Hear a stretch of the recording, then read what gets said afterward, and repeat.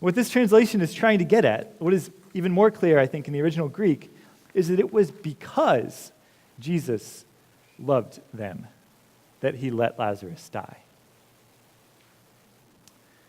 You probably don't know the verse of the Jesus Love Me song that goes, Jesus loves me, this I sigh, for he let my brother die. Hey, if this is what it means to be loved by Jesus, do you think anyone bothered to ask Lazarus how he felt about this plan? Because if I were Lazarus, I think I'd say, okay, I really like the part about being alive next week. That's a strong point in this plan, Jesus. But I was wondering, maybe if we could just skip the dying part and the rigor mortis and the making my sisters anoint my body with tears and spices in the tomb. What if we just skipped all that? Instead, just didn't die? Reading the story and making the inductive leap that somehow, if you are loved by God, this is what will happen to you, that God will somehow do something like this to you. I don't think that's logically valid. But it is certainly true that we can deduce from this story that one of the things that being loved by Jesus cannot mean is that Jesus will not let us suffer. Jesus simply has a broader perspective on the world than we do.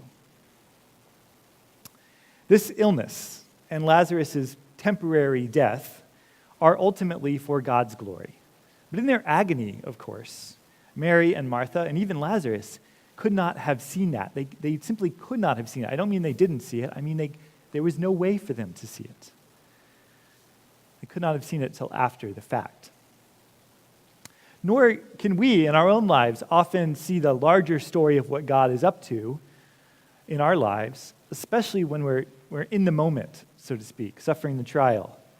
Now, not all suffering is like this, but sometimes aren't we blessed with a certain perspective after a long time where we can see how the sudden terrible illness or the injury or the job loss or the end of a relationship, how that ultimately led to a richer and fuller life, as painful as it was at the time. Sometimes we get that glimpse. Sometimes, though, often, I think, we leave this world without being able to fully see what God was up to. Jesus is sympathetic about this. When he sees Mary and the mourners in verse 33 here, he weeps. Jesus weeps with us. But that doesn't mean he'll save us from all suffering.